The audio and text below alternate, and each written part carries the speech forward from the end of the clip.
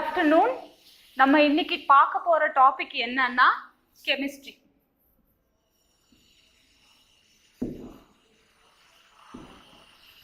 கெமிஸ்ட்ரினாவே video close பண்ணிடலாம் அப்படிங்கிற mind set வரும்ல, பார்க்கவே வேண்டாம் அப்படின்னு. அப்படியெல்லாம் கிடையாது. சும்மா வேற சப்ஜெக்டை நீங்க மாங்குன்னு படிச்சு ஃபுல்லா என்ன சொல்றது ஒரு 50% கேட்குறாங்கன்னு வச்சுக்கோங்க. நம்ம இதை எடுத்துக்கலாம். ஹிஸ்ட்ரி அண்ட் பாலிட்டியில இருந்து நமக்கு 50 கொஸ்டின்ஸ் வருதுன்னு வச்சுக்கோங்க. இப்போ 50 கொஸ்டின்ஸுக்கு நம்ம ஒரு எவ்வளோ ஒரு 2000 பேஜ் படிக்க ரெடியா இருக்கும். ஆனா ஒரு 15 பேஜ் மட்டுமே படிச்சுட்டு ஒரு 5 கொஸ்டின் கண்டிப்பா வரும். மேக்ஸிமம் 6 கொஸ்டின் 7 கொஸ்டின் கூட கேட்டிருக்காங்க டிஎன்பிஎஸ்சில எல்லாம் பாத்தீங்கன்னா. இப்போ நம்ம என்ன டாபிக் பார்க்க போறோம் அப்படின்னா, எல்லாருமே காமனா என்ன சொல்றது, சில சீனியர்ஸ் எல்லாம் கேட்டிருப்பீங்க எப்படி படிக்கணும் அப்படின்னு. அவங்க எல்லாருமே சொல்றது என்னன்னா, சயின்ஸ் ஒமிட் பண்ணிருங்க, அதுலயும் கெமிஸ்ட்ரி சுத்தமா படிக்க வேண்டாம் ஏன்னா தெரியாது அப்படின்னு சொல்லிட்டு. அவங்க எல்லாம் பாஸ் பண்ணிட்டாங்களா அப்படின்னா டவுட் தான். அவங்க இன்னும் படிச்சுட்டே தான் இருப்பாங்க 6 இயர்ஸ் 7 இயர்ஸ்ன்னு சொல்லிட்டு. இப்போ நீங்க என்ன பண்ணணும் அப்படின்னா, இதுக்கு போடுற அளவுக்கு எஃபர்ட் போட தேவையில்லை. கொஞ்சம் கொஞ்சமா சைட் பை சைடு கிளாஸு. இப்போ நான் சொன்ன மாதிரி சயின்ஸ்ல 4 to 6 கொஸ்டின்ஸ் வருது. மேக்ஸிமம் 6 மினிமம் 4ன்னு வச்சுக்கோங்க. இதுக்கு ஒரு 15 பேஜ் மட்டும் படிச்சா போதும். அதுவும் தவிர என்ன சொல்றது 15 பேஜ் கூட நீங்க புக் எடுத்து படிக்கணுமா, 6ல இருந்து 12வது வரைக்கும் இருக்குல்ல, அந்த புக்ஸ் எல்லாம் எடுத்து படிக்கணுமா அப்படின்னா தேவையில்லை.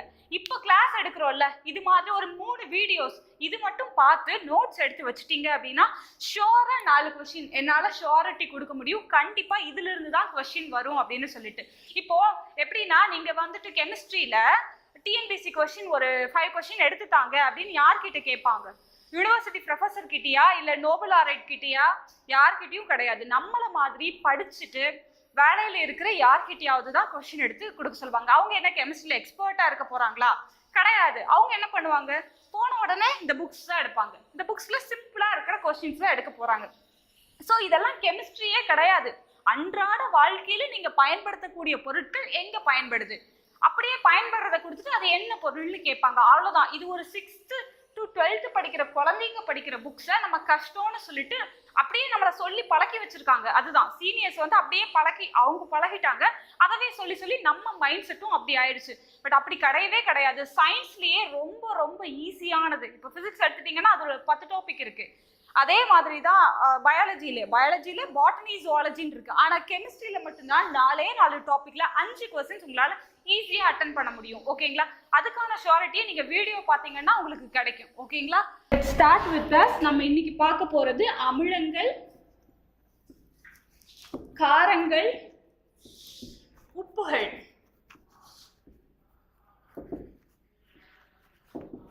ஓகேங்களா? Acid, base, salt. அமிலங்கள் அப்படின்னாவே ஃபர்ஸ்ட் ஞாபகத்துக்கு வருது எது? நம்மள ஸ்கின்னை டேமேஜ் பண்ணும் அப்படின்னு தானே? அப்படி கிடையாது. எல்லா அமிலங்களுமே நம்ம ஸ்கின்னை டேமேஜ் பண்றது கிடையாது. சில அமிலங்களுக்கு நல்ல பண்புகளும் இருக்கு.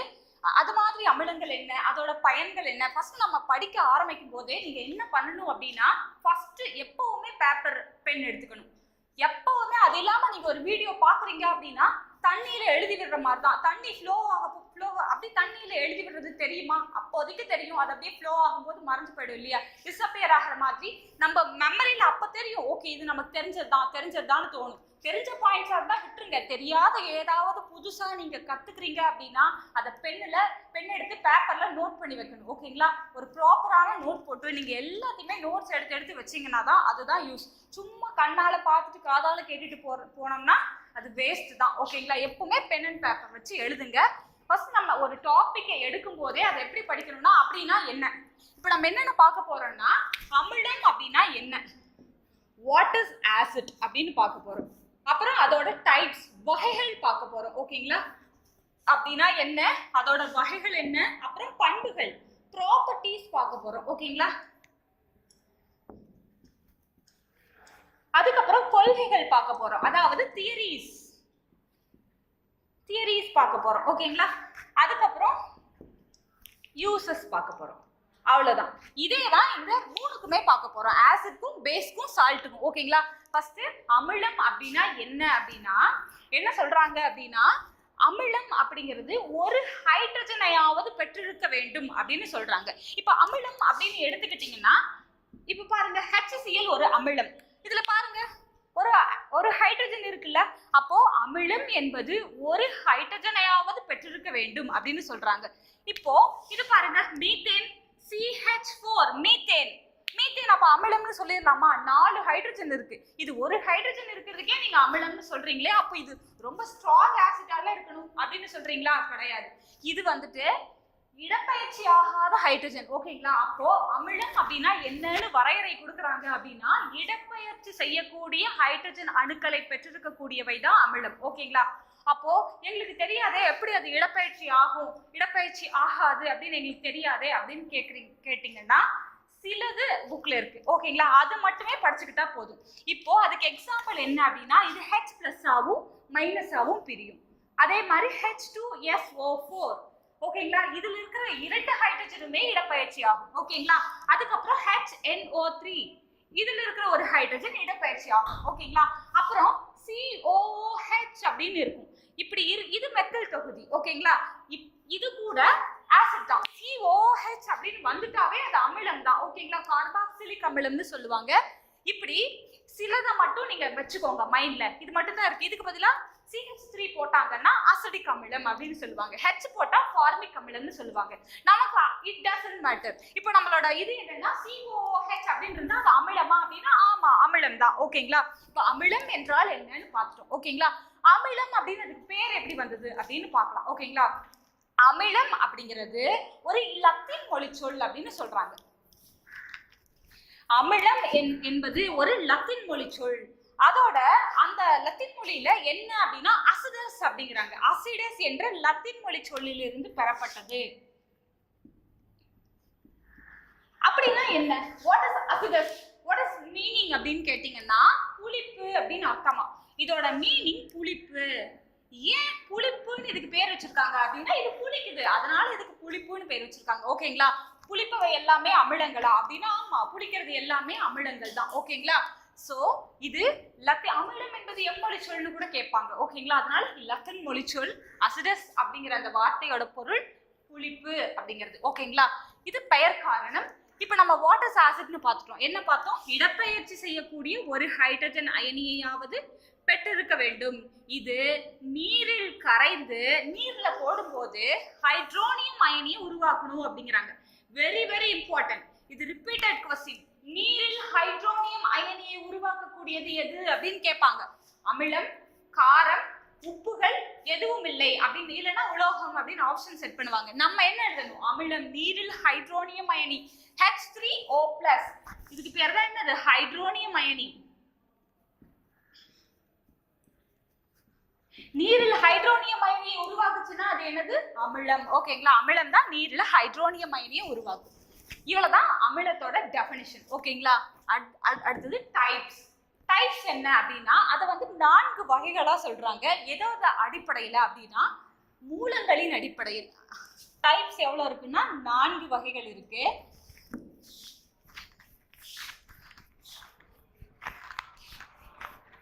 அமிலங்களின் வகைகளை வந்து என்னன்னா 4ஆ பிரிக்கிறாங்க. மூலத்துவத்தின் அடிப்படையில் 4 வகையா பிரிக்கிறாங்க. ஃபர்ஸ்ட் மூலத்துவத்தின் அடிப்படையில். சோர்ஸ்னா என்னது? மூலம்னா என்னது? எதிலிருந்து கிடைக்குதோ அதுதானே மூலம். அப்ப சோர்ஸ். அமிலம் எதிலிருந்து பெறப்படுதோ அது சோர்ஸ். அதை வச்சு ஒரு வகையா பிரிக்கிறாங்க. இன்னொன்னு பெசிசிட்டி அப்படிங்கிறாங்க. பெசிசிட்டினா என்னது? காரத்துவம். அமிலத்துக்கு காரத்துவம் சொல்லுவாங்க, காரத்துக்கு அமிலத்துவம்னு சொல்லுவாங்க. ஓகேங்களா? பெசிசிட்டி காரத்துவத்தின் அடிப்படையில், இது மூலத்தின் அடிப்படையில், இது காரத்துவத்தின் அடிப்படையில். அயனியாதலின் அடிப்படையில், அயனைசேஷன் அப்படின்னு சொல்லுவாங்க, அயனியாதலின் அடிப்படையில். அப்புறம் கான்சென்ட்ரேஷன், செறிவின் அடிப்படையில். செறிவின் அடிப்படையில். இது அயனியாதலின் அடிப்படையில். அயனியாதலின் அடிப்படையில். இப்போ சோர்ஸ் அதுல ஒரு 15 இருக்கு. எப்பவுமே ரிப்பீட் ஆயிட்டே இருக்கும். இதேதான் டிஎன்பிசின்றாவே இல்ல போலீஸ் எக்ஸாமா இருக்கட்டும் எதுவா இருக்கட்டும், சோர்ஸ் எதுல இருந்து அமிலம் பெறப்படுதோ அது ஒரு 15 இருக்கும். அதை நீங்க கண்டிப்பா மனப்பாடம் பண்ணிக்கணும். அதே தான் கேட்டுட்டு இருப்பாங்க நிறைய காம்படிஷன் எக்ஸாம்ல. ஆக்சாலிக் அமிலம் எதிலிருந்து பெறப்படுகிறது? தக்காளி. இந்த கொஸ்டினே நான் ஒரு 4-5 கொஸ்டின் பேப்பர்ல பார்த்துட்டேன். ஓகேங்களா? சோ அதுக்கு மூலம் எதிலிருந்து எது கிடைக்குதுன்னு படிக்கணும். ஓகேங்களா? ஃபர்ஸ்ட் ஃபார்மிக் அமிலம். நீங்க எழுதி வைக்கும் போது இது மாதிரி எழுதி வைக்க கூடாது. இது மாதிரி டிஎன்பிசில கேட்க மாட்டாங்க. டிஎன்பிசி எப்பயாவது ஈக்குவேஷன் கேட்டிருக்காங்களா? ஹியூஹி, அலுவாலியா, ஜெரிமேக்ஸ் அப்படி பெரிய புக்ல இருந்தோ இல்ல என்ன சொல்றது பெரிய பெரிய ஜேர்னல்ஸ்ல இருந்தோ, அமெரிக்கன் சயின்ஸ், ராயல் சொசைட்டி இது மாதிரி பெரிய பெரிய ஜேர்னல்ஸ்ல இருந்தோ கொஸ்டின் வராது. நம்மளுக்கு சிம்பிளான வார்த்தைகள்ல தான் கேட்பாங்க, அதுவும் தமிழ்ல தான் கேட்பாங்க. இப்போ இதை எப்படி கேட்பாங்கன்னா ஃபார்மிக் அமிலம் அப்படின்னு தான் கேட்பாங்க. அதாவது இப்படிதான் கேட்பாங்க, ஃபார்மிக் அமிலம். சும்மா இது தெரிஞ்சு வச்சுக்கோங்கிறதுக்காக நான் எழுதுறேன். நீங்க இது மட்டும் எழுதி வச்சீங்கன்னா இதோட பேரே உங்களுக்கு தெரியாம போயிடும். ஓகேங்களா? ஃபார்மிக் அமிலம் இதோட பேர் என்னன்னா, இது வந்து ஃபார்மிகா அப்படிங்கிற ஒரு மொழிச்சொல்லில இருந்து எடுக்கப்பட்டது. அதோட அர்த்தம் என்ன அப்படின்னா செவ்வெரும்புன்னு அர்த்தமா. இது செவ்வெரும்பின் கொடுக்கிலிருந்து பெறப்படுவதால் இது ஃபார்மிக் அமிலம் என பெயர் பெற்றது. ஓகேங்களா? அப்போ இது எதுல இருக்கு? செவ்வெரும்பின் கொடுக்கில். ஓகேங்களா? தேனோட கொடுக்குல கூட இருக்கும். தேன் பூச்சி இருக்குல்ல, ஹனிபி, தேன் பூச்சியின் கொடுக்கிலும் இது வந்துட்டு இருக்கும். ஓகேங்களா? அதுக்கப்புறம் அசிடிக் அமிலம் CH3COOH சொல்லுவாங்க. இத எத்தனாயிக் அமிலம் அப்படின்னு சொல்லுவாங்க. 2 கார்பன் இருக்கிறதுனால எத்தனாயிக் அமிலம் அப்படின்னு சொல்லுவாங்க. அப்படின்னா என்னன்னு நீங்க குழம்பிட்டு இருக்க வேண்டாம். அசிடிக் அமிலத்தை தான் எத்தனாயிக் அமிலம் அப்படின்னு சொல்றாங்க. இது எங்க இருக்கு அப்படின்னா வினிகர் தயாரிப்புல. வினிகர்லாம் இருக்குல்ல, வினிகர் என்னன்னே தெரியலையா? ஊறுகாய் பதப்படுத்துறாங்கல்ல, நம்ம வீட்டுல போடுற ஊறுகாய் என்ன பண்ணுது? ஒரு 1 or 2 வீக்ஸ்ல கெட்டு போயிடுது. கடையில விற்கிறது 1 or 2 years இருக்குல்ல. அதுக்கு ரீசன் என்ன அப்படின்னா இதுதான், வினிகர் அதுல ஆட் பண்ணுவாங்க. இட் இஸ் பிரிசர்வேட்டிவ் அண்ட் டேஸ்டுக்காகவும் ஆட் பண்ணுவாங்க. அந்த புளிப்பு சுவை இருக்கு இல்லையா, அமிலம்னாவே புளிப்பு தானே. ஸோ அந்த புளிப்பு சுவைக்காகவும் அதை பதப்படுத்துறதுக்காகவும் யூஸ் பண்ணப்படுறது தான் அசிடிக் அமிலம். இதை காடி அப்படின்னு சொல்லுவாங்க. காடின்னு சொல்லுவாங்க. காடினா என்னன்னு தெரியாம விட்டுறாதீங்க. இதுதான் வினிகர், அதுதான் காடி அப்படின்னு அழைக்கப்படுது. ஓகேங்களா? அதுக்கப்புறம் டாட்டாரிக் அமிலம். டாட்டாரிக் அமிலம் எங்க இருக்குன்னா புளியில இருக்கு. நம்ம வீட்டுல குழம்புக்கெல்லாம் யூஸ் பண்றோம்ல புளி, அதுல இருக்கிறது டாட்டாரிக் அமிலம். டானிக் அமிலம் எங்க இருக்குன்னா தேநீர், நம்ம குடிக்கிறோம்ல தேநீர், அதுலயும் தேனிலையும் இருக்கு. ஹனிலையும் தேநீர் குடிக்கிறோம்ல அதுலயும் இருக்கு. ஓகேங்களா? அதுக்கப்புறம் நியூக்ளிக் அமிலம். நியூக்ளிக் அமிலம் நம்மளோட உடல்ல இருக்கிற டிஎன்ஏ இருக்கு இல்லையா, அதுல இருக்கிறது நியூக்ளிக் அமிலம்.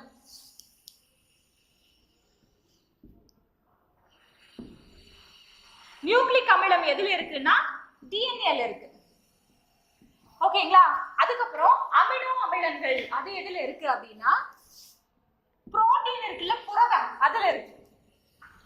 அமினோ அமிலம், அமினோ ஆசிட் அப்படின்னு சொல்லுவாங்க. அது எதுல இருக்குன்னா புரதம்ல இருக்கு. 15 வகையான 20 வகையான அமினோ அமிலங்கள் இருக்கு. அதுல தேவையானது, தேவையற்றது, அது மாதிரிலாம் நிறைய இருக்கு நம்ம உடல்ல. சோ புரதத்துல இருக்கு. அமினோ அமிலங்கள் எங்க காணப்படும் அப்படின்னு பாத்தீங்கன்னா புரதம்ல காணப்படும். அதுக்கப்புறம் ஆக்சாலிக் அமிலம். ஆக்சாலிக் எங்க நம்ம எல்லாருக்குமே வெல் நவ் எங்கே காணப்படுது? தக்காளியில காணப்படுதா? ஆக்சாலிக் அமிலம் எதில் காணப்படும்னா தக்காளியில காணப்படும். இது ரொம்ப நிறைய வாட்டி கேட்ட क्वेश्चन. ஆக்சாலிக் அமிலம் எங்க காணப்படுது? தக்காளியில காணப்படுது. ஓகேங்களா?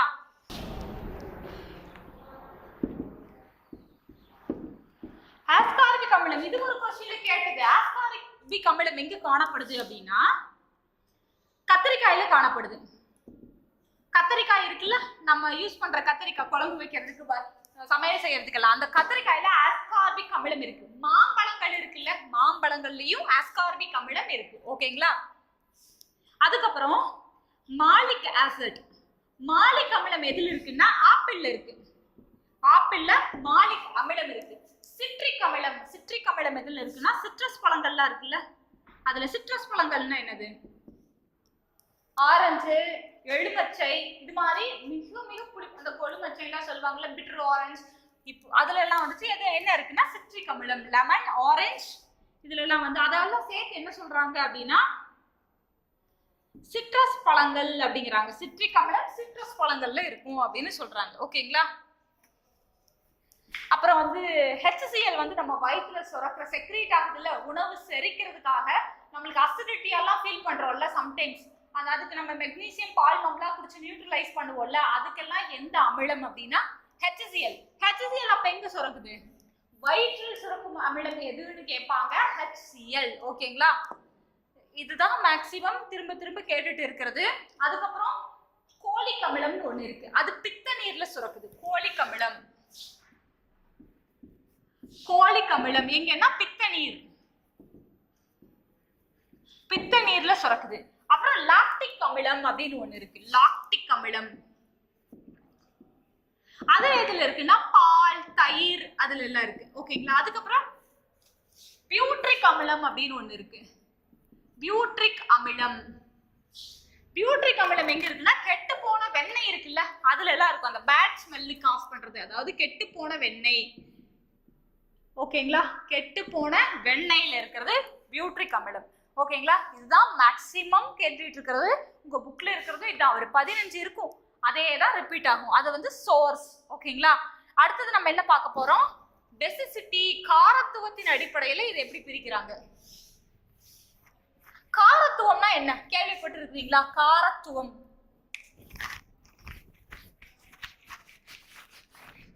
காரமா இருக்கிறத வச்சு காரத்துவம் டிசைட் ஆகுதா? காரத்துவம் அப்படின்னா அதுல இருக்கக்கூடிய இடப்பெயர்ச்சி செய்யக்கூடிய ஹைட்ரஜனின் எண்ணிக்கை தான் என்னது? காரத்துவம் அப்படின்னு சொல்றாங்க. அப்படின்னா என்னது? இடப்பெயர்ச்சி ஆகும் ஹைட்ரஜனின் எண்ணிக்கை தான் காரத்துவம்.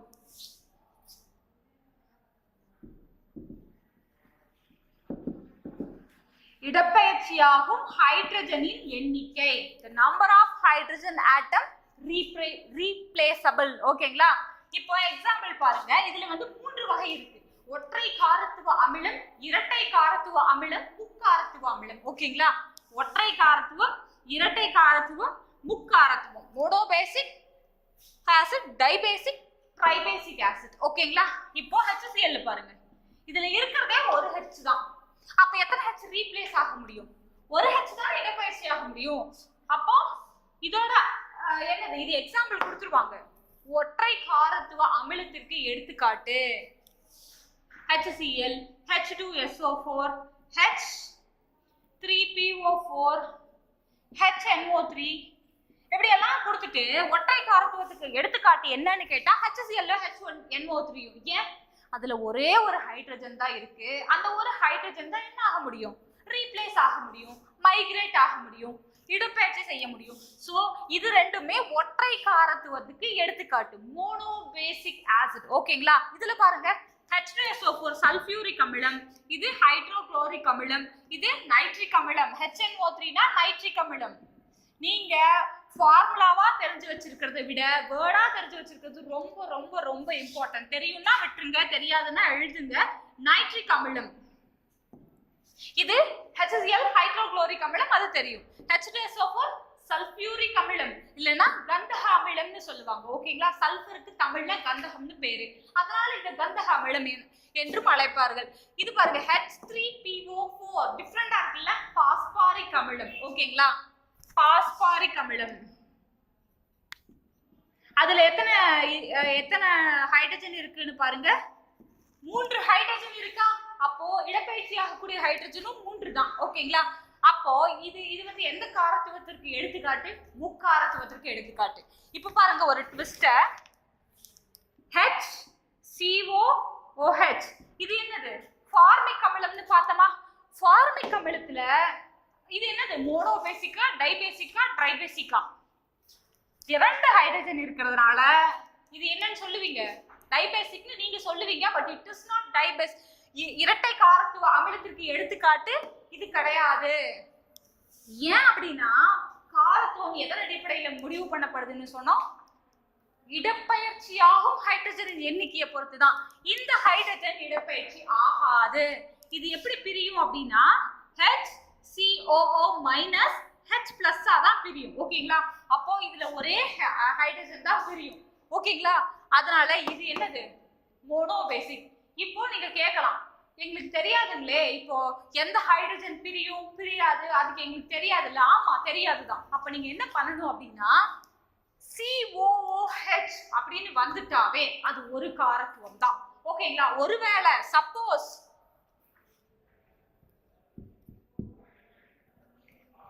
இது என்னன்னு தெரியுங்களா? ஆக்சாலிக் அமிலம். இதுலயும் இருக்கிறத பாருங்க.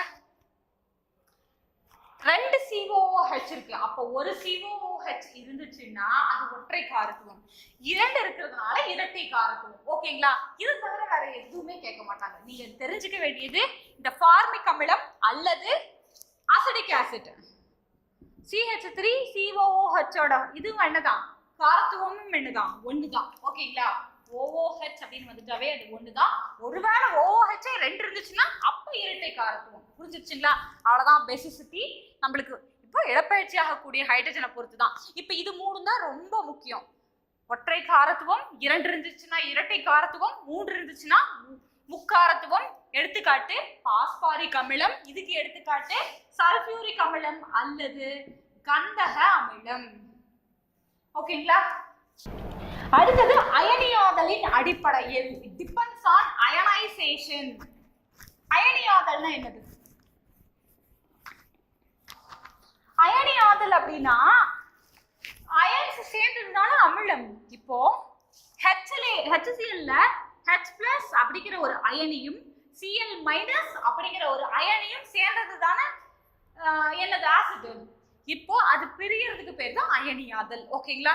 அயனியாதல்னா நத்திங் பட் அது வந்து அயான்ஸா செப்பரேட் ஆகிறது தான் அயனியாதல். ஓகேங்களா?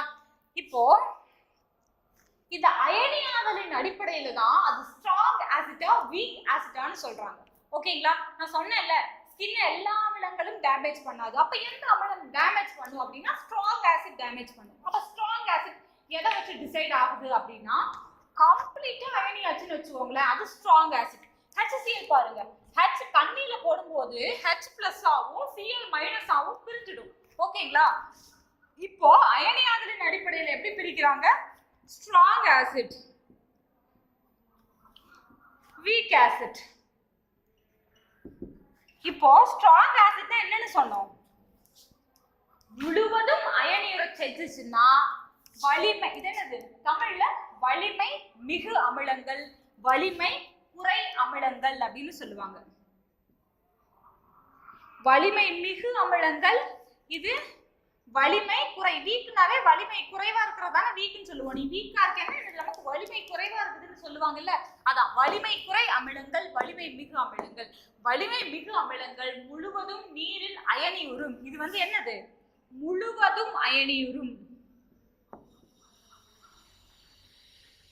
முழுவதும் அயனியுறும். இது பகுதி அளவு அயனியுறும். Partially ionised. பகுதி அளவு அயனியுறும்.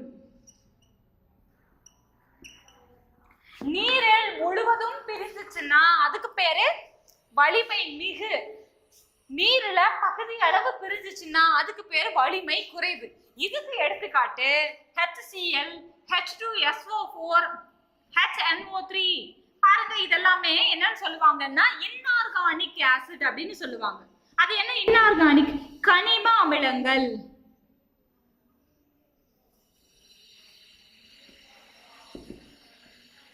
கனிம அமிலங்கள். ஓகேங்களா? இந்த சோர்ஸ் இருக்குல்ல, அதுலயே நம்ம பார்த்திருக்கணும் கனிம அமிலங்கள் கரிம அமிலங்கள்னு இருக்கு.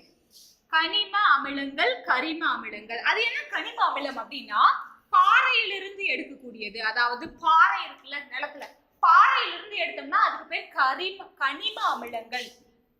ஓகேங்களா? இன்ஆர்கானிக் அப்படின்னு அர்த்தம்.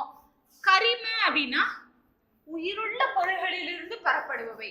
இப்போ உயிருள்ள பொருள்களிலிருந்து என்ன பெறப்படுது? ஃப்ரூட்ஸ் பார்த்தோம்ல, சோர்ஸ் ஒரு அதெல்லாமே என்னது? உயிருள்ள பொருள்கள் தானே. என்னது? அந்த தாவரங்கள். தாவரங்களுக்கு உயிர் இருக்குல்ல, அப்போ தாவரங்களும் உயிருள்ள பொருள்கள் அதை சார்ந்ததுதான். ஓகேங்களா? அந்த செடி வச்சேன் செத்து போச்சுன்னு தானே சொல்றீங்க.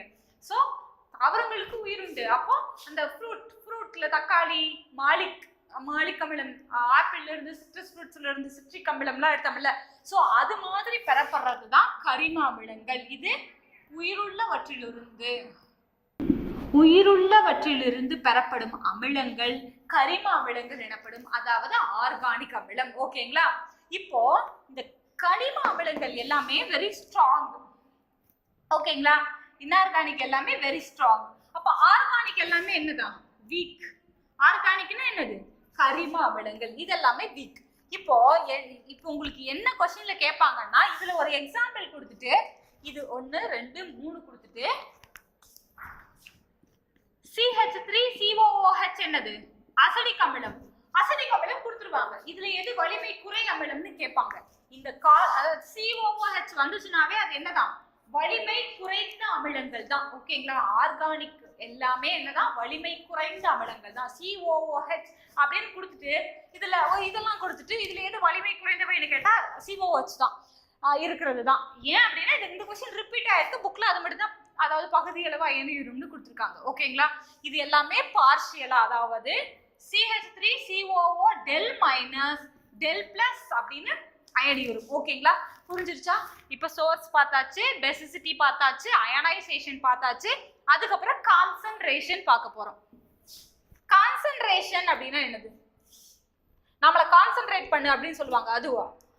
கான்சன்ட்ரேஷன் அப்படின்னா கரைப்பானில் அமிலம் எவ்வளவு கரைஞ்சிருக்குதுன்னு தான். அமிலம் இருக்கு, ஒரு அமிலம் இருக்கு, HCl இருக்கு. நான் எடுத்து அதை தண்ணியில கரைக்கிறேன். ஓகேங்களா? இப்போ அந்த கரைச்சிருப்பேன்ல 50 ml 100 ml ஃபர்ஸ்ட் இருந்துச்சு. அதுல 50 ml எடுத்து 50 ml தண்ணியில கரைச்சு வச்சிருக்கேன். மீதி 50 ml இருக்குல்ல, அதுக்கு பேர் என்னன்னா செறிவு மிகுந்த அமிலம். ஏன் அப்படின்னா அது கரைக்காம அமிலமாவே இருக்கு. புரியுதுங்களா? தண்ணியில கரைச்சது இப்ப கரைப்பானில கரைஞ்சிருந்துச்சு. அதான் கரைப்பான் என்னது? சால்வெண்ட் இருக்குல்ல, கரைப்பானில் கரைஞ்சிருந்துச்சு அப்படின்னா அது நீர்த்த அமிலங்கள், அதாவது டைல்யூட்டட் ஆசிட் அப்படின்னு சொல்லுவாங்க. டைல்யூட்டட் அப்படின்னு சொல்லுவாங்க. கரைப்பான்ல கரையாம முழுசா அமிலமாவே இருந்துச்சுன்னா அத கான்சென்ட்ரேட்டட் ஆசிட் அப்படின்னு சொல்லுவாங்க. செறிவு மிகுந்த அமிலம், செறிவு மிகுந்த அமிலம், செறிவு குறைந்த அமிலம்னு ரெண்டா பிரிக்கிறாங்க. செறிவு மிகுந்த அமிலம்னா என்னது? கரைப்பானில் கரையாத அமிலங்கள் செறிவு மிகுந்த அமிலங்கள். கரைப்பானில் கரைந்துள்ள அமிலங்கள் செறிவு குறைந்த அமிலங்கள் அல்லது நீர்த்த அமிலங்கள் அல்லது டைல்யூட்டட் ஆசிட் அப்படின்னு சொல்லுவாங்க. ஓகேங்களா? இவ்வளவுதான் டைப்ஸ். 4 டைப்ஸ் பார்த்தாச்சு. சோர்ஸ் கனிம அமிலங்கள், கரிம அமிலங்கள் பார்த்தோம். அது எதோட இருந்து எடுக்கப்படுது? கனிமம்னா பாறையிலிருந்து எடுக்கப்படுது. கரிம அமிலம் உயிருள்ள தாவரங்கள் அல்லது விலங்குகள்ல இருந்து எடுக்கப்படுது. அதே மாதிரி அதோட மூலங்கள் பார்த்தோம்ல, எந்த ஆசிட் எதுல இருந்து. பெசிசிட்டியும் அப்படிதான், இடப்பெயர்ச்சி ஆகும் ஹைட்ரஜனோட நம்பரை வச்சு பெசிசிட்டி டிசைட் ஆகுது. அயனைசேஷன் அது எவ்வளவு அயான்ஸா செப்பரேட் ஆகுதுங்கிறத பொறுத்து ரெண்டா strong acid week acid decide ஆச்சு. ஆர்கானிக் ஆசிட் எல்லாம் என்னது? Week acid. இன்ஆர்கானிக் ஆசிட் எல்லாம் ஸ்ட்ராங் ஆசிட்னு பார்த்தோம். கான்சென்ட்ரேஷன் அதாவது செறிவின் அடிப்படையில் எப்படி பார்த்தோம்? கரைப்பானில் கரைஞ்சிருந்துச்சுன்னா அது நீர்த்த அமிலம்னு பார்த்தோம்.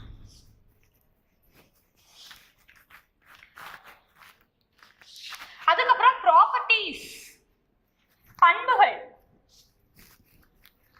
எல்லாருக்கும் ஒவ்வொரு பண்பு இருக்கும் இல்லையா? எல்லாருக்குமே பண்புகள், எல்லாருக்கும் ஒரே மாதிரி பண்புகள் இருக்கா? ஆனா அமிலங்கள் எல்லாத்துக்குமே சிலதுல ஒரே மாதிரி பண்புகள் இருக்கு. அது என்னென்னு பார்க்கலாம். ப்ராப்பர்ட்டிஸ் அப்படின்னு எடுத்துக்கிட்டீங்க அப்படின்னாவே physical properties and chemical properties அப்படின்னு இருக்கு. பிசிக்கல் ப்ராப்பர்ட்டிஸ்னா இயற்பியல் பண்புகள். ஹவ் இட் லுக் லைக், பார்க்க அது எப்படி இருந்தது, அது பிசிக்கல் ப்ராப்பர்ட்டிஸ். பார்க்க நல்லா தான் இருந்தான், பட் கேரக்டர் சரியில்லை. அப்ப கேரக்டர்ங்கிறது கெமிக்கல் ப்ராப்பர்ட்டிஸ். புரியுதுங்களா? Physical properties and chemical properties. இயற்பியல் பண்புகள், வேதியியல் பண்புகள். இயற்பியல் பண்புகள் 4 இருக்கு, வேதியியல் பண்புகள் 3 இருக்கு. என்னன்னு பார்க்கலாம். ஓகேங்களா? இயற்பியல் பண்புகள் அப்படின்னா அமிலங்கள் எப்படி இருக்குன்னு பார்த்தோம். டேஸ்ட், புளிப்பு சுவையுடையவைன்னு பார்த்தோமா? அமிலங்கள் எல்லாமே புளிக்கும். ஓகேங்களா? ஒரே மாதிரி பண்பு இருக்குதா? சரி. அப்புறம் லிக்விடா இருக்குமா, சாலிடா இருக்குமா, கேஸா இருக்குமா? அமிலம் கேஸா இருக்குமா? மேக்சிமம் அது எப்படிதான் இருக்கும்? மேக்சிமம் அது லிக்விடா தான் இருக்கும், திரவம் தான். ஓகேங்களா? ஒரு சில எக்ஸெப்ஷன் இருக்கு. பென்சோயிக் அமிலம், பென்சாயிக் அமிலத்தின் உப்புகள் இதெல்லாமே எப்படி இருக்கும்னா சாலிடா இருக்கும். ஓகேங்களா? there are some exception but maximum திரவமா தான் இருக்கும். ஓகேங்களா? அப்புறம் கலர்லெஸ்ஸா இருக்கும். அமிலம் வந்து நான் பார்த்தனே பிரவுன் கலர்ல இருந்ததே அப்படின்னா அது என்ன அப்படின்னா கண்டாமினேட்டா இருக்கும். அதுல ஏதாவது கலந்துருக்கும். அதாவது அது அதோட இயல்பு நிலையை அது இழந்திருக்கும். ஓகேங்களா?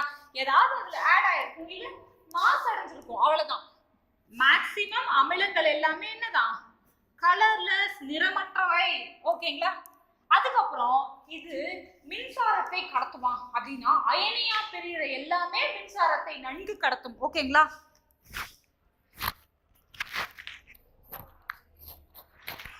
அயனியா பிரிகிற எல்லாமே மின்சாரத்தை நன்கு கடத்தும்.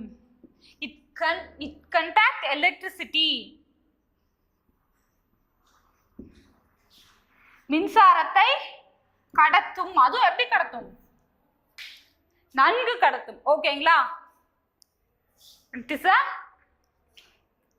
good electric conductor. ஓகேங்களா? சரி, இது இயற்பியல் பண்புகள். ஓகேங்களா? வேதியியல் பண்புகள் பார்க்கலாம்.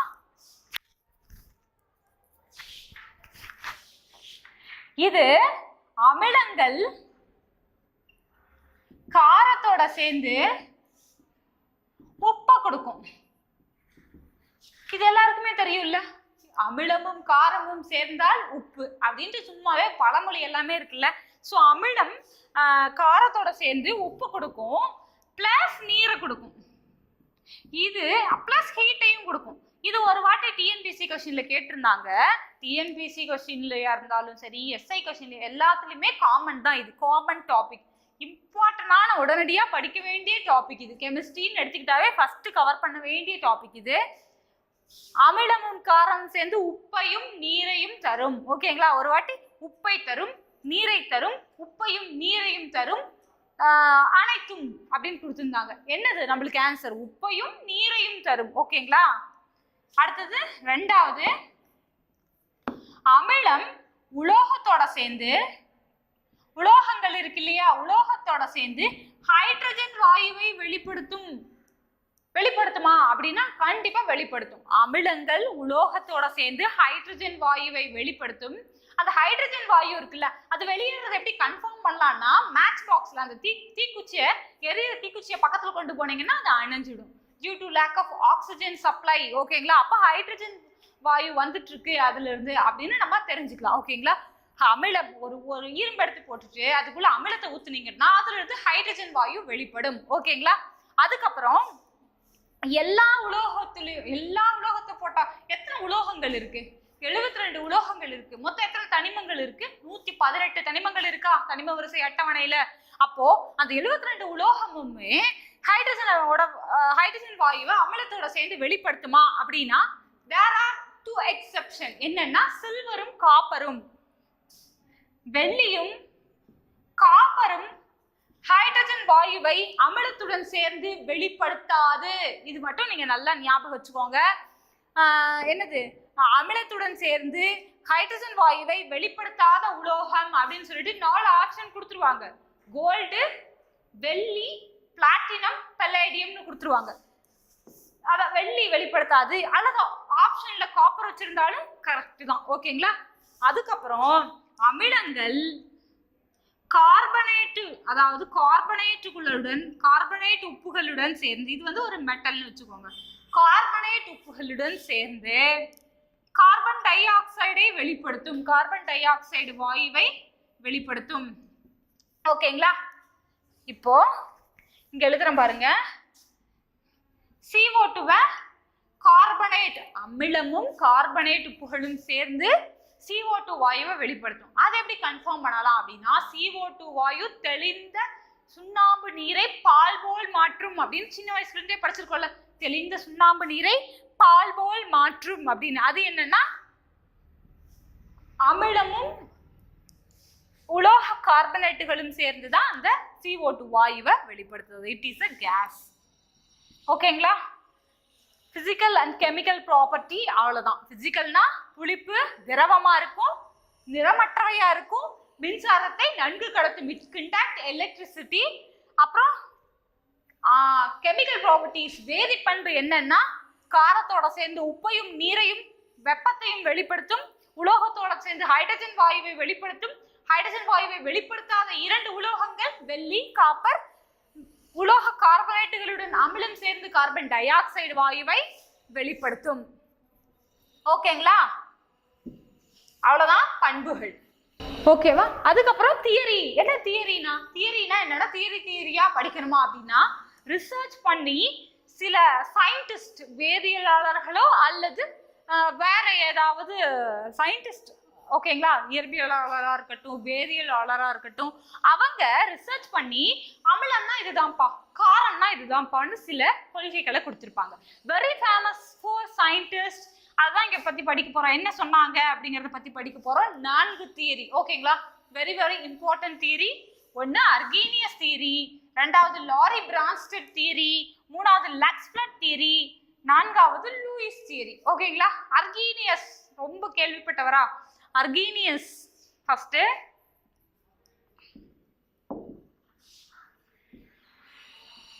அர்கீனியஸ் அப்படிங்கிறவர் யாரு அப்படின்னா, முதல்ல அமிலக்கார கொள்கையை சொன்னவர். அமிலம்னா இதான்ப்பா காரம்னா இதான்ப்பான்னு ஃபர்ஸ்ட் கொள்கையை வகுத்தவரே அர்கீனியஸ் தான். அதனால அவரை ஃபர்ஸ்ட் செலிப்ரேட் பண்றோம். அவர் யாரு அப்படின்னா, அத சொன்னால அமிலக்கார கொள்கையை முதலில் வழங்கியவர். அமிலத்தை என்னன்னு சொல்றாரு அப்படின்னா, ஹைட்ரஜன் வாயு, அதாவது ஹைட்ரஜன் கொடுக்கக்கூடியவை எல்லாமே, நீர்ல ஹைட்ரஜனை கொடுக்கக்கூடியவை எல்லாமே என்ன சொல்றாரு? அமிலம் அப்படிங்கிறாரு. ஹைட்ரஜன் அமிலங்கள் என்பவை ஹைட்ரஜனை வழங்குபவை அப்படிங்கிறாரு.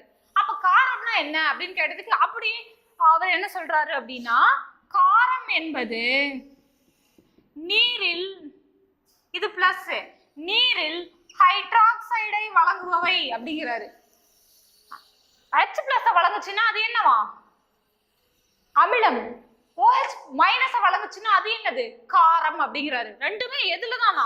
வாட்டர்ல தான். இவரோட கொள்கையே நீரை வச்சுதான். நீர்ல அமிலம் என்பவை H+ டோனார். அப்ப OH- டோனார் பேஸ் அப்படிங்கிறாரு. அவ்வளவுதான். ஆனா என்ன சொல்றது, NH4 என்னது? பேஸ் தான். OH- இதுல கிடையாதே. அப்ப இது பேஸ் இல்லைன்னு சொல்லிடலாமா? According to Arrhenius theory. அப்ப இவரோட தியரி என்ன ஆகி போச்சு? இங்கேயே ஃபெயில் ஆகி போச்சு. CaO கூட என்னதான்? உலோக ஆக்சைடுகளும் காரங்கள் தான். அப்ப இதுவும் இவரோட தியரி விளக்கல. அப்ப இவரோட தியரி என்ன ஆகி போச்சுன்னா ரிஜெக்ட் செய்யப்படுது. அதாவது அதுக்கு தமிழ்ல என்னது? நிராகரிக்கப்படுது. ஓகேங்களா?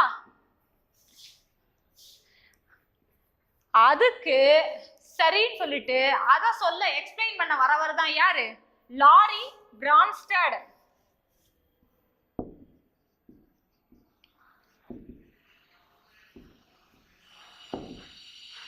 லாரி பிரான்ஸ்டட் தியரி 2வது. அவர் என்ன சொல்றாருன்னா, அர்கீனியஸ் சொன்னது கரெக்ட். அமிலம் அப்படிங்கிறது என்னவா? H+ அயனியை வழங்குபவை, புரோட்டானை வழங்குபவை அமிலம் அப்படின்னு இவரும் ஒத்துக்கிறாரு. இது கரெக்டா? எது தப்புன்னு சொன்னாரு?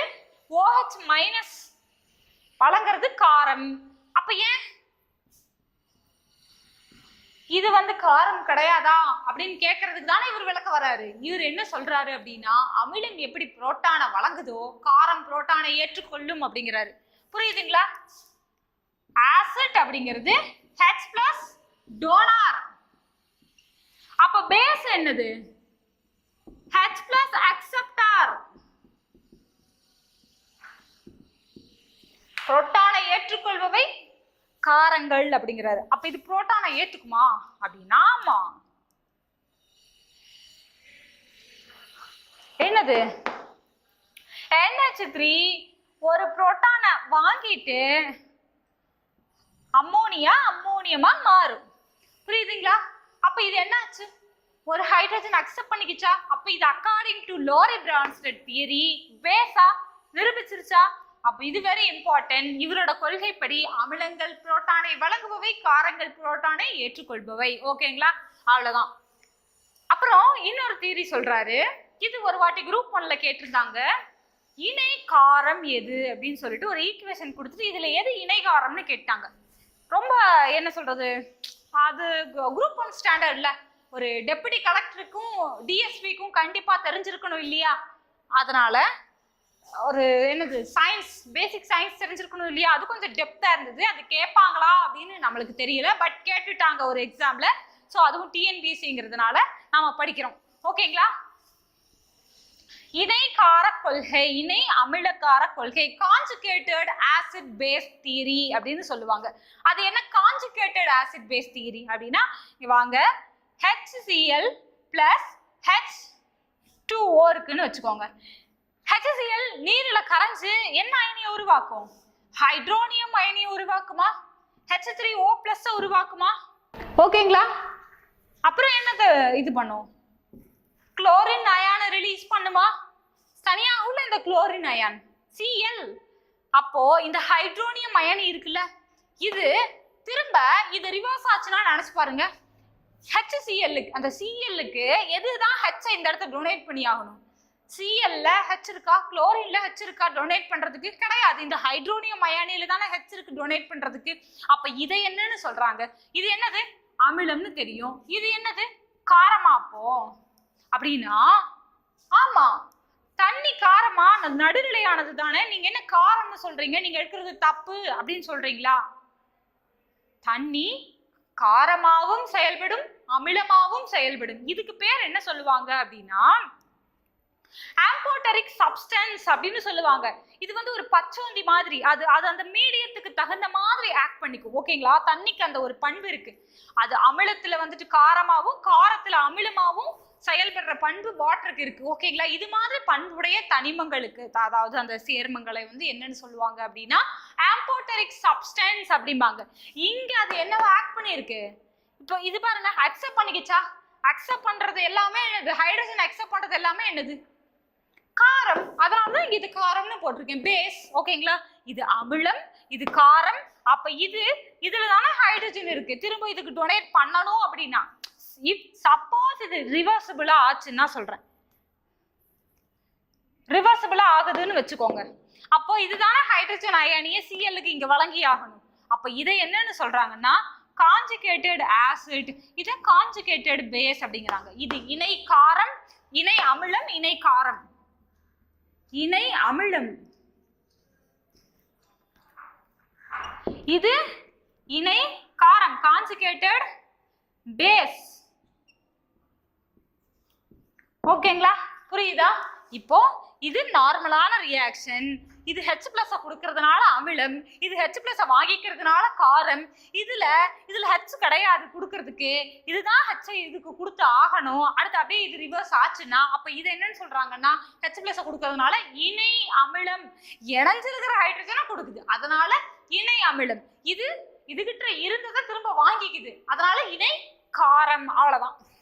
இதுதான் வந்து என்னது? இணை அமிலக்கார கொள்கை, கான்ஜுகேட்டட் ஆசிட் பேஸ் தியரி. யாரு சொன்னது அப்படின்னு கேட்பாங்க. Lorry Brønsted. அடுத்தது லக்ஸ்பிளாட் அப்படின்னு ஒருத்தர் சொல்ல வராரு. இவர் எதை விளக்கிட்டு போயிட்டாரு? அம்மோனியா ஏன் பேஸ்ன்னு சொல்றோம்னு விளக்கிட்டு போயிட்டாருல்ல. அடுத்தது மெட்டல், உலோக ஆக்சைடுகள். ஃபர்ஸ்ட் என்ன பார்த்தோம்? அர்கீனியஸ். அடுத்தது லாரி பிரான்ஸ்டட். அதுக்கப்புறம் லக்ஸ்பிளாட். லக்ஸ்பிளாட் அப்படிங்கிற ஒருத்தர் வராரு. அவர் என்ன சொல்றாரு அப்படின்னா ஆக்சைடு அயனிகளை ஏற்றுக்கொள்பவை அமிலம் அப்படிங்கிறாரு.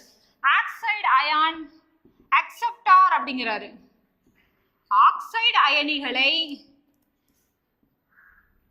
ஏற்றுக்கொள்பவை அமிலமா? அக்செப்டார். ஆசிட் வந்து அக்செப்டார். எது? ஆக்சைடு அயனிய. அப்ப பேஸ்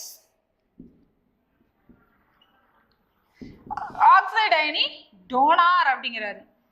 வழங்குபவை கொடுத்துச்சுன்னா இப்ப எக்ஸாம்பிள் பாருங்க, CaO என்னன்னு பார்த்தோம்?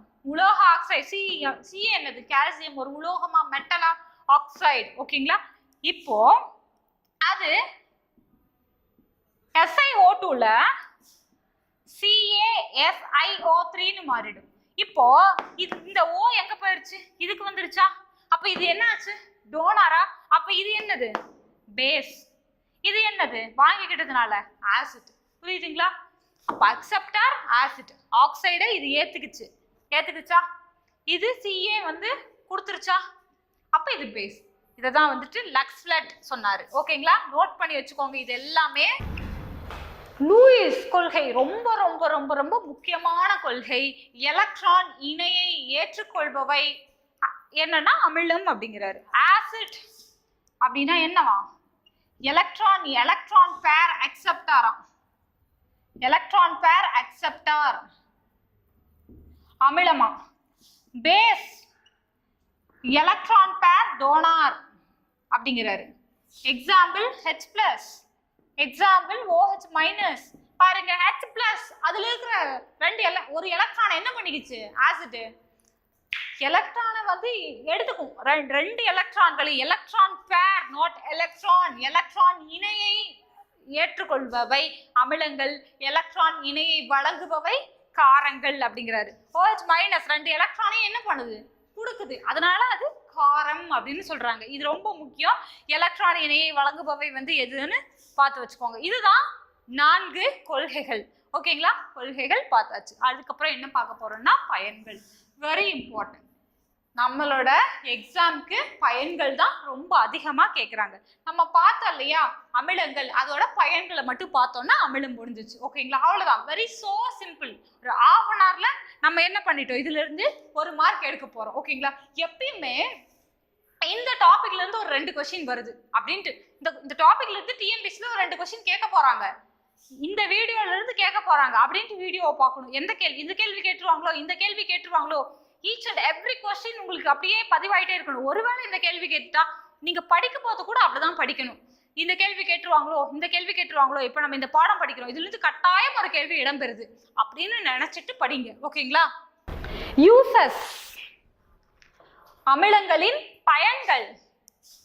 ஃபர்ஸ்ட் கிங் ஆஃப் ஆசிட்டை பார்க்கலாம். கிங் ஆஃப் ஆசிட்டா, அமிலங்களின் அரசனா அப்படின்னா அவ்வளோ கெட்டதா இந்த அமிலம் அப்படின்னு தோணுதா? ஸ்கின் அப்படின்னா இது ஊத்துனோம்னா எலும்புதான் இருக்கும் போல இருக்கே அப்படின்னு தோணுது தானே. பட் கிங் ஆஃப் ஆசிட் அப்படின்னு சொல்றது அதுக்காக கிடையாது. இது not only king of acid, king of chemical also sulphuric அமிலம். புரியுதுங்களா? இது வந்து கிங் ஆஃப் ஆசிட்னு சொல்லுவாங்க. புரியுதுங்களா? இது கிங் ஆஃப் கெமிக்கல்ஸ், வேதிப்பொருள்களின் அரசனும் சல்ஃபியூரிக் அமிலம் தான். என்னது? அமிலங்களின் அரசனும் சல்ஃபியூரிக் அமிலம் தான். ஓகேங்களா? King of acid, king of chemicals. வேதிப்பொருள்களின் அரசன், திரவங்களின் அரசன் ஒண்ணு கேட்பாங்க, அது வேற. அது வந்து அக்கோரேஜியா, அது பின்னாடி பார்க்க போறோம். இது 2 தான். அமிலங்களின் அரசன்னாலும் வேதிப்பொருள்களின் அரசன்னாலும் சல்ஃபியூரிக் அமிலம் தான். அப்ப அது ஸ்கின்னவும் அவ்வளோ டேமேஜ் பண்ணாது. அப்ப ஏன் இது அப்படி சொல்றாங்க? இப்ப ஸ்கின்னை டேமேஜ் பண்ற ரேஷியோ பாத்தீங்கன்னு வச்சுக்கோங்க, HFSO4 ஒன்று இருக்கு. இது ரொம்ப முக்கியம். ஹைட்ரோ ஃப்ளூரோ சல்ஃபியூரிக் அமிலம். ஃப்ளூரின் இருக்குல்ல, ஹைட்ரஜனுக்கு பதிலாக ரீப்ளேஸ் ஆயிருக்குல்ல, அதனால இது ஹைட்ரோ ஃப்ளூரோ சல்ஃபியூரிக் அமிலம் அப்படின்னு சொல்றாங்க.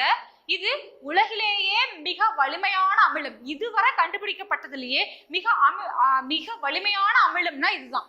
ஹைட்ரோ கேட்பாங்க எக்ஸாம்ல, மிகவும் வலிமையானதுன்னா இதுதான் HFSO4. ஓகேங்களா? இது வந்து சூப்பர் ஆசிட்னு சொல்லுவாங்க, மேஜிக் ஆசிட்னு சொல்லுவாங்க. அப்படின்னா பாத்துக்கோங்க இது எவ்வளவு ஸ்ட்ராங் அப்படின்னு. இது அதுக்கு அடுத்தது HNO3, அதுக்கு அடுத்தது HCl, அதுக்கப்புறம் தான் H2SO4. அதாவது அந்த அமிலத்தோட வலிமையை சொல்றேன். புரியுதுங்களா? அப்போ வலிமையும் கிடையாது, அதாவது 100% ஆசிட்னு சொல்லுவாங்க. பட் கம்பேரிட்டிவ்லி இதுதான் வந்துட்டு நான் சொன்னேன்ல சரியான பயங்கரமான டேஞ்சரஸ். ஆர்டர் பார்க்கும்போது இது ஒரு 4வது இடத்துல தான் இருக்கு. அப்புறம் ஏன் இதை வேதிப்பொருள்களின் அரசன், அமிலங்களின் அரசன்லாம் சொல்றாங்க அப்படின்னா, அதாவது பயன்களை வச்சு சொல்றாங்க. அதோட பயன் மேனுஃபேக்சர் நிறைய இண்டஸ்ட்ரீஸ்ல, அதாவது கெமிக்கல்ஸ் சிந்தசிஸ் பண்றதுக்கு உருவாக்குறதுக்கு இந்த அமிலம் தான் தேவை. இந்த அமிலம் இல்லாம நிறைய வேதிப்பொருட்களை உருவாக்கவே முடியாது, அவ்வளவு இதோட பயன் இருக்கு. அதனாலதான் பயன் அதிகமா இருக்கிறதுனாலதான் இது என்னன்னு சொல்றாங்க, கிங் அப்படின்னு சொல்றாங்க. ஓகேங்களா? இதெல்லாம் நோட் பண்ணிக்கோங்க. ஹைட்ரோஃப்ளூரோசல்ஃபியூரிக் ஆசிட் உலகில் வலிமை வாய்ந்தது. அமிலத்தோட அந்த ஆர்டர், அசிடிட்டியோட அந்த ஆர்டர் நோட் பண்ணிக்கோங்க. ஓகேங்களா?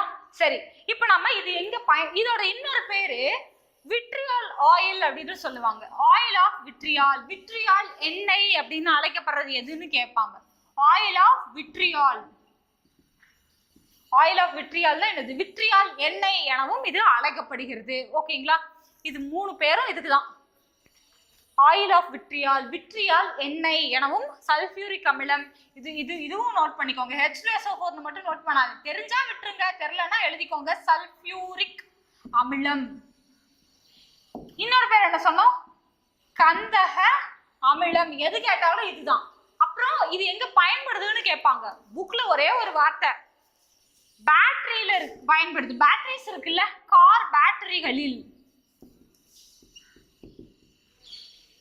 கார் பேட்டரிஸ்ல இது பயன்படுதான். இதவே தான் கேட்டுட்டு இருப்பாங்க. கார் சல்ஃபியூரிக் அமிலத்தின் பயன்கள்னு கொடுத்துட்டு 4 கொடுத்துருவாங்க.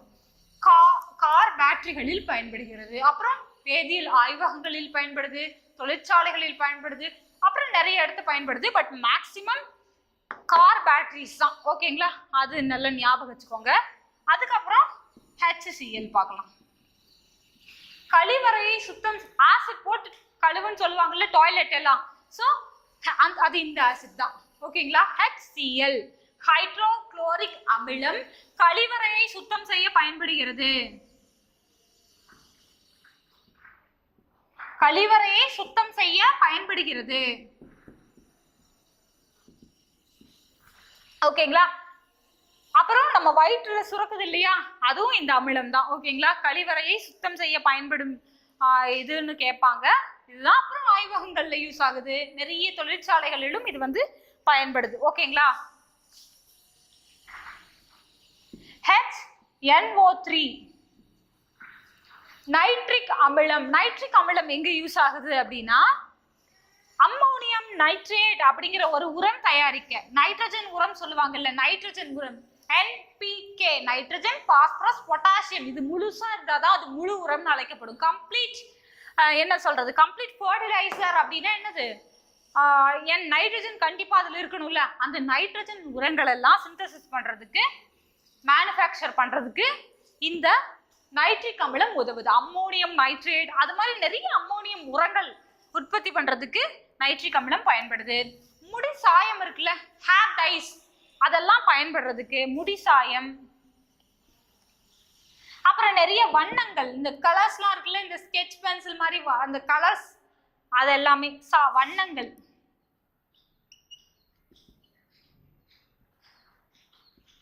தயாரிக்கவும் பயன்படுகிறது. ஓகேங்களா? மெயினா உரம் தயாரிக்க, முடிசாயம் தயாரிக்க, வண்ணங்கள் தயாரிக்க. அப்புறம் இதுவும் ஆய்வகங்கள்லயும் பயன்படுத்துவாங்க. அப்புறம் இன்னொன்னு முக்கியமானது ராஜதிரவம், அக்வாரீஜியா. அது என்னது ராஜதிரவம்? அது என்ன, திரவங்களுக்கு என்ன தலைவனா அப்படின்னு கேட்டா, ஆமா, it is a king of liquid, திரவங்களின் அரசன் ராஜதிரவம். அக்வாரீஜியா எனவும் அழைக்கப்படுகிறது. அக்வாரீஜியா அப்படின்னா என்னது, இது ஒரு தனி ஆசிடா அப்படின்னா, இது ஒரு தனி ஆசிட் கிடையாது. HCl-ம் HNO3-ம் சேர்ந்ததுதான். அது என்ன விகிதத்துல சேர்ந்திருக்கிறதுங்கிறது தான் இங்க கொஸ்டினா கேட்பாங்க. HCl3யும் HNO3 1. ஓகேங்களா? மாத்தி மாத்தி கொடுத்துருவாங்க. இது 1, இது 3ன்னு சொல்லுவாங்க, இல்ல 2ன்னு சொல்லுவாங்க. மாத்தி மாத்தி கொடுத்துட்டு ராஜதிரவத்தின் ரேஷியோ கேட்பாங்க. 3 HCl, 1 ரேஷியோ HNO3 சேர்ந்ததுதான் ராஜதிரவம் என அழைக்கப்படுகிறது. இது கிங் ஆஃப் லிக்விட் எனவும் அழைக்கப்படுகிறது. திரவங்களின் அரசன், அமிலங்களின் அரசன் கிடையாது, திரவங்களின் அரசன். கிங் ஆஃப் லிக்விட், திரவங்களின் அரசன் என அழைக்கப்படுகிறது. ஓகேங்களா? ராஜதிரவம். இதோட ஸ்பெஷல் கேரக்டர் என்ன அப்படின்னா, மெட்டல்ஸ் இருக்குல்ல, உலோகங்கள், எல்லா உலோகங்களுமே அமிலத்துல கரையும். முக்கியமா இந்த HCl-லயும் கரையும், HNO3-லயும் கரையும். ரெண்டு மட்டும் தங்கமும் வெள்ளியும் மட்டும் HCl-லயும் கரையாது, HNO3-லயும் கரையாது. அப்போ இது ரெண்டும் எதுலதான் கரையும்னா இது இந்த ராஜ திரவத்துல மட்டும்தான், ரெண்டோட கலவையில தான் கரையும். வேற எதுலயாவது கரையுமானா கரையாது. அப்போ இதுல கரையாத இரண்டே உலோகங்கள் தங்கமும் வெள்ளியும், கோல்டும் சில்வரும். எதுலதான் கரையும்? அக்வா தான் கரையும். அது இந்த ரேஷியோல தான் கரையும். இதுல மட்டும்தான் கரையும். ஓகேங்களா? வேற என்னன்னா இதோட கொதிநிலை, ராஜ திரவத்தோட கொதிநிலை 108 டிகிரி செல்சியஸ். ஓகேங்களா? இது இது ஒரு லத்தீன் மொழிச்சொல். ஓகேங்களா? இது ஒரு லத்தீன் மொழிச்சொல். அதான் இதோட இது என்னன்னா அரசன், திரவங்களின் அரசன் அப்படிங்கிற ஒரு பொருள் படுறது. அப்புறம் இது ஒரு திரவம் தான். ஆரஞ்சு மஞ்சள் நிறமுடைய புகையுடன் கூடிய திரவம். புகைஞ்சிட்டே இருக்கும். இப்போ ஒரு லிக்விட் இருக்கு, அதுல இருந்து என்ன புகையா வந்துட்டு இருக்கு அப்படின்னா, ஆமா இது அதோட நேச்சரே அதுதான். ஓகேங்களா?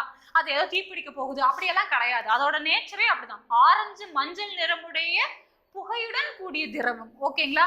இவ்வளவுதான். அதுக்கு அடுத்தது என்ன பார்க்க போறோம்னா டார்டாரிக் அமிலம். டார்டாரிக் அமிலம் எதுல இருக்குன்னு பார்த்தோம், புளியில இருக்குன்னு பார்த்தோமா?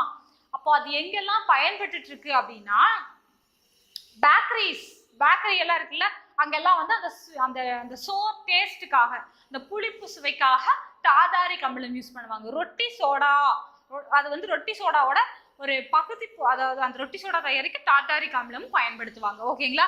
ரொட்டி சோடா தயாரிக்கவும் கல்ச்சர்லாம் டார்டாரிக் அமிலம் ரொட்டி சோடா தயாரிப்பிலும் பேக்கரிகளில் அந்த கேக்ஸ் எல்லாம் தயாரிக்கவும் பயன்படுது. டார்டாரிக் அமிலம்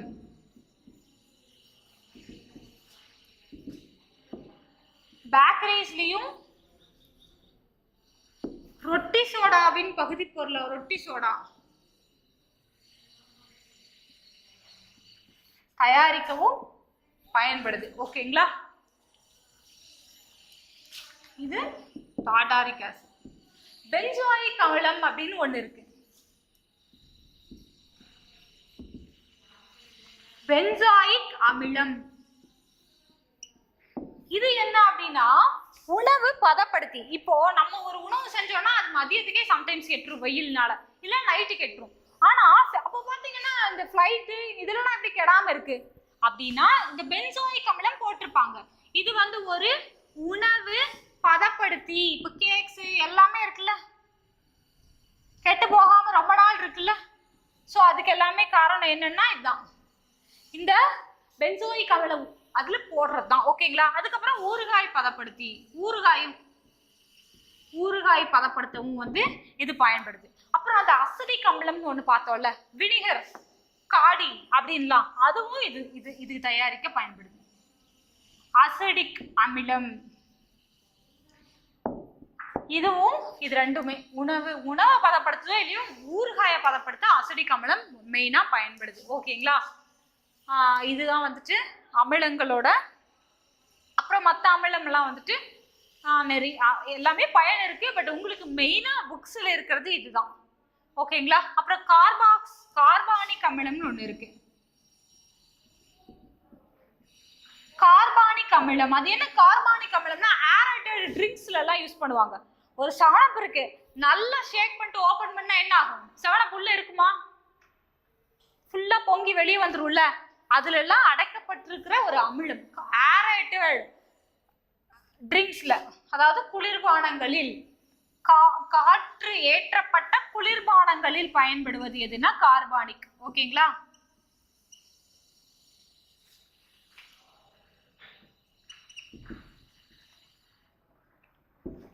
ட்ரிங்கிங் பெவரேஜஸ்ல எல்லாம் கார்பானிக் அமிலம்.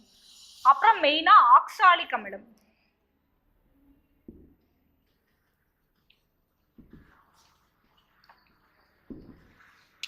ஆக்சாலிக் அமிலம் எங்க பயன்படுது அப்படின்னா கரைகளை நீக்க பயன்படுது. துணிகளில் ஏற்படும் கரைகளை நீக்க பயன்படுது ஆக்சாலிக் அமிலம். ஒரு வாட்டி லேப்ல ஏன்னா ஒரு கிறிஸ்டல் பார்க்க ரொம்ப ரொம்ப அழகா இருந்தது, பார்க்க அப்படியே டைமண்ட் மாதிரி. சும்மா அந்த ஒரு உப்பு, சாதாரண உப்பு, அது தூக்கி டஸ்ட்பின்ல போட வேண்டிய உப்பு, அது பார்க்க அழகா இருக்கேன்னு டஸ்ட்பின்ல போட மனசு வராம எடுத்து பாக்கெட்ல, லேப் கோட் இருக்குல்ல, லேப் கோட்ல பாக்கெட்ல போட்டு வச்சுட்டேன். அது தெரியாம எங்க அம்மா என்ன பண்ணிட்டாங்கன்னா அதை வாஷ் பண்ணிட்டாங்க. வாஷ் பண்ண உடனே அது என்ன கலர்னா ப்ரௌன் கலர் அப்படியே ஆயிடுச்சு. அந்த லேப் கோட்டோட அந்த இதுல அந்த பாக்கெட்ல ஆயிடுச்சு ப்ரௌன் கலர். அது ஒரு மாதிரி என்ன சொல்றது, நல்லாவே இல்லைல்ல. கோட்ல வந்துட்டு ஒரு மாதிரி கரை அது போகவே இல்லை. நான் எல்லா டிடர்ஜென்ட்டும் போட்டு பார்த்தாச்சு, எந்த டிடர்ஜென்ட்டுமே அந்த கரையை நீக்கவே இல்லை. புக்ஸ்ல என்ன போட்டிருந்தது அப்படின்னா ஆக்சாலிக் அமிலம் கரைகளை நீக்கும்னு போட்டிருந்தது. லேப்ல ஆக்சாலிக் அமிலம் நிறைய இருக்கு. ஸோ நான் என்ன பண்ணிட்டேன்னா ஆக்சாலிக் அமிலத்தை எடுத்து அதே பாக்கெட்ல கொஞ்சம் போட்டு வச்சுட்டேன். அப்புறம் வீட்டுக்கு வந்து அம்மா தெரியாம பார்க்காம திரும்பவும் அதை துவைச்சிட்டாங்க. பார்த்தா ஃபுல்லா கரையே போயிடுச்சு. அப்போ உண்மையாவே புக்ல டிடர்ஜென்ட் ஆட்ல போடுறது எல்லாமே போய் புக்ல இருக்கிறது தான் உண்மைன்னு அப்பதான் தெரிஞ்சுது. ஆக்சாலிக் அமிலம் துணிகளில் உள்ள கரைகளை நீக்க பயன்படுகிறது. அப்புறம் மரச்சாமான்கள் இருக்குல்ல, அதையெல்லாம் தூய்மைப்படுத்த பயன்படுது. துணிகளில் கரையை நீக்கி அப்புறம் எழுதி வச்சுக்கோங்க, மரச்சாமான்களை தூய்மைப்படுத்த எந்த அமிலம் பயன்படுது அப்படின்னா ஆக்சாலிக் அமிலம். ஓகேங்களா, இவ்வளவுதான். அதுக்கப்புறம்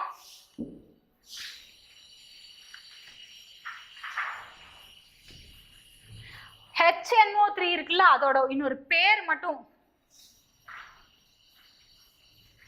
பார்த்துக்கலாம். HNO3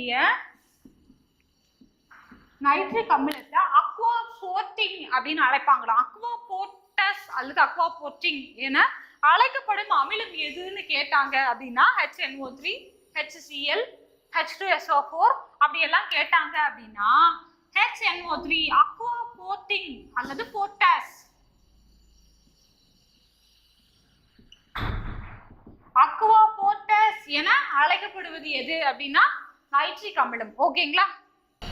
அப்புறம் வேற எங்க அமிலம் யூஸ் ஆகுது, அதாவது அந்த அமிலமும் காரமும் சேர்ந்து நடுநிலை ஆகுதுல்ல, அது எங்கெங்கெல்லாம் யூஸ் ஆகுதுன்னு பார்த்துட்டு இருக்கீங்க. இப்போ சில தாவரங்கள்லாம் இருக்கு, அதெல்லாமே அசிடிக்கான மண்ணில் தான் வளரும்னு சில தாவரங்கள் இருக்கு, பேசிக்கான மண்ணில் தான் வளரும்னு சில தாவரங்கள் இருக்கு. ரெண்டுலையுமே வளர மாட்டேன், நான் நியூட்ரலா இருக்கிறது தான் வளருவேன்னு சில தாவரங்கள் இருக்கு. அது என்னன்னு பார்க்கலாம். அமிலம் ஆசிட்ல என்ன வளருது அப்படின்னா அரிசி இருக்கு இல்லையா, அது அதாவது அரிசினா என்னது, நெல் இருக்குல்ல, நெல் எதுல வளரும் அப்படின்னா அமில மண்ணுல தான் வளருமா. மண்ணு வந்து அசிடிக்கா இருக்கணுமா. பேஸ்ல இந்த சிட்ரஸ் பழங்கள்லாம் இருக்குல்ல, சிட்ரஸ் பழங்கள், எலுமிச்சை, ஆரஞ்சு, இது எல்லாமே வந்து சிட்ரஸ் மரங்கள், அதாவது பேஸ் ஆனதுல தான் சிட்ரஸ் பழங்கள் மரங்கள்லாம் வளருமா. காரமா இருக்கணுமா மண்ணு. இது அரிசி அமிலமா இருக்கணும். பார்த்துக்கோங்க, ஆசிட் அரிசி அமிலம், அமிலம் ஞாபகம் வச்சுக்கோங்க, அமிலம் அரிசி. ஓகேங்களா. அதுக்கப்புறம் நியூட்ரல் நடுநிலையா இருக்கிறதுல, நியூட்ரலா இருக்கிறதுல கரும்பு வளருமா. அதனாலதான் அது இனிக்குது. அது யாரு பக்கமும் நிக்காம நடுநிலையா நிக்கிறதுனாலதான் இனிக்குது போல இருக்கு. கரும்பு நியூட்ரல், நடுநிலையான மண்ணுல கரும்பு வளரும். ஓகேவா. இப்போ இதுல ஏதாவது அதிகமாயிடுச்சுன்னு வச்சுக்கோங்க, ஓவர் அதிகமாயிடுச்சு. இப்போ நியூட்ரலா இருக்கணும், அது அமிலமா இருக்குது. இப்போ நான் கரும்பு போடணும் என்னோட மண்ணுல அப்படின்னா நம்ம என்ன பண்ணணும் அப்படின்னா, ஏவோ இருக்காங்க இல்லையா, அக்ரிகல்ச்சரல் ஆஃபீஸர்ஸ், TNPSC செலக்ட் பண்ணது இல்லையா, அவங்கள்ட்ட போய் கேட்கணும். அவங்க ஒரு வகையான உரம் கொடுப்பாங்க. என்னன்னா இப்ப அமிலமா இருக்குது அப்படின்ட்டு போனோம்னா காரமா இருக்கிற ஒரு உரம் கொடுப்பாங்க. அதை போட்டோம்னா என்ன ஆயிரும், நியூட்ரல் ஆயிரும். ஸோ நம்ம கரும்பு வச்சுக்கலாம். ஒருவேளை காரமா இருக்கிறதுல அமிலம் போட்டோம்னா நியூட்ரல் ஆயிருமா. ஸோ இதுதான் அந்த அமில காரம் நடுநிலையாகி நியூட்ரல் ஆகுது இல்லையா, அது இங்க பயன்படுது. எதுல, விவசாயத்துல பயன்படுது. ஓகேங்களா. அப்புறம் எதுல பயன்படுது, என்ன வந்துட்டு ஒரு தேன் பூச்சி கடிச்சிருச்சு அப்படின்னு வச்சுக்கலாம். என்ன ஆகும், ஸ்வெல் ஆகுமா, வீங்குமா கை. அது என்ன பண்றாங்க, நம்ம வீட்டுல இருக்கிற பெரியவங்க எல்லாம் என்ன சொல்லியிருக்காங்க, சுண்ணாம்பை கொஞ்சம் வை அப்படின்னு சொல்லுவாங்கல்ல, சுண்ணாம்பை வைக்க சொல்லுவாங்கல்ல. சுண்ணாம்பை போட்டோம்னா என்ன ஆகுது, அவங்களுக்கு அதுக்கான ரியாக்ஷன் அண்ட் மெக்கானிசம்லாம் தெரியாது, பட் சரியாகணும் மட்டும் தெரியும். ஓகேங்களா. எப்பவுமே அதுதான் பெரியவங்களுக்கு, அது என்ன, அது இது அதுல இருக்கிற மெக்கானிசம், வினை வழிமுறை எல்லாம் தெரியாது, பட் அது சயின்டிபிக் ரீசனும் தெரியாது, பட் அது பண்ணா சரியாயிருங்கிறது மட்டும் தெரியும். ஓகேங்களா. இது வழி வழியா பின்பற்றப்பட்டிருக்கிற ஒண்ணு. ஓகேங்களா? ஏன் அப்படின்னா சுண்ணாம்பு என்னது? லைம்ஸ்டோன். சுண்ணாம்பு என்னது? கால்சியம் ஹைட்ராக்சைடா இருக்கும், இல்லனா லைம்ஸ்டோன் கால்சியம் ஆக்சைடா இருக்கும். அது ரெண்டுமே என்னது? பேஸ். இது வந்து ஒரு பேஸா? அப்போ உள்ள இருக்கிறது என்னது? ஃபார்மிக் அமிலம் தானே உள்ள போட்டுருச்சு, அதனால தானே வீங்கிட்டு இருக்குது. அப்போ ஃபார்மிக் அமிலத்தை, இது வந்து வீக் பேஸ். ஃபார்மிக் அமிலம் உள்ள இருக்குல்ல, அதுவும் வீக் ஆசிட். ஸோ நியூட்ரலைஸ் பண்றதுக்கு தான் சுண்ணாம்பு வையி அப்படின்னு சொல்றாங்க. ஓகேங்களா? இது ஒரு ரெண்டாவது அந்த நியூட்ரலைசேஷனுக்கு இது. அப்புறம் இன்னும் எங்க பட்பசை இருக்குல்ல, இது ரொம்ப முக்கியமான கொஸ்டின். பட்பசையில் பயன்படும் பட்பசை இருக்குல்ல, பட்பசை அமிலமா காரமான்னு கேட்டிருக்கிறாங்க எக்ஸாம்ல. அமிலமா காரமா? காக்குதா அது? அதனால காரம் சொல்றீங்களா? காரம். அதுல என்ன இருக்குன்னு கேட்டிருக்கிறாங்க. ஃப்ளூரின். ஃப்ளூரின் இருக்கு அதுல. இது வந்து காரம். பட்பசை வந்து காரத்தன்மையுடையது கேட்டிருக்காங்க. அதுல இருக்கிற தனிமம் எதுன்னு கேட்டிருக்கிறாங்க. பட்பசையில் உள்ள தனிமம் என்னது? ஃப்ளூரின். ஃப்ளூரின் பட்பசை காரத்துவம் உடையது. ஏன் அது காரத்துவம் உடையது அப்படின்னா, நம்ம நைட்டு ஃபுல்லா தூங்குறோம்ல, நம்ம மவுத்ல சில பாக்டீரியாஸ் எல்லாம் வந்துட்டு என்ன பண்ணும்னா உருவாயிருக்கும். ஓகேங்களா? பாக்டீரியாஸ் என்ன பண்ணும்னா அமிலத்தை செக்ரீட் பண்ணிட்டே இருக்கும். அமிலத்தை செக்ரீட் பண்ணி நம்ம வாய் என்னதான் இருக்கும்? ஒரே அசிடிக்கா இருக்கும். ஓகேங்களா? ஸோ நம்ம பேஸ்ட் போட்டு ப்ரஷ் பண்ணும்போது பேசிக்கா ஸோ நியூட்ரல் ஆயிடுது. ஓகேங்களா? புரியுதா? அப்ப அதனாலதான் இது காரமா இருக்கு. ஓகேவா? அதுக்கப்புறம் பாத்திரங்கள்லாம் இருக்குல்ல, செம்பு பாத்திரங்கள், பித்தளை பாத்திரங்கள், அதுல எல்லாம் டின் பூசப்பட்டிருக்கும். டின்னுனா என்னது? என்னன்னு சொல்லுவாங்க, டின்னு சொல்லுவாங்க, ஈயம் அப்படின்னு சொல்லுவாங்க. வெள்ளி ஈயம் கேள்விப்பட்டிருக்கீங்களா? வெள்ளி ஈயம், ஈயம் பூசுறது அப்படின்னு. ஈயம் பூசுறது என்னன்னா அந்த அதே மாதிரி நம்ம உணவு சமைச்சதுக்கு அப்புறம் அதுல பாக்டீரியாஸ் எல்லாம் உருவாகி அது கெட்டு போகாம, சீக்கிரமா கெட்டு போகாம இருக்கிறதுக்காக அதுல ஈயம் பூசுவாங்க. இது பாக்டீரியா, உருவாகிற பாக்டீரியா மேக்சிமம் கொல்ல பார்க்கும். இது கொல்ல முடியல அப்படிங்கிற பட்சத்துலதான் என்ன ஆகும்? உணவு கெட்டு போகுது. ஓகேங்களா? மேக்சிமம் இது வந்துட்டு என்னவா பயன்படுத்துறாங்க? டின்னு, அதாவது முலாம் பூசுறதுக்கு பயன்படுத்துறாங்க. ஓகேங்களா? முலாம் பூச பயன்படுறது இதுதான். குரோமியம், டின்னு எல்லாம் முலாம் பூசுறதுக்கு பயன்படுது. ஓகேங்களா? இது அமிலங்களோட பயன்கள்.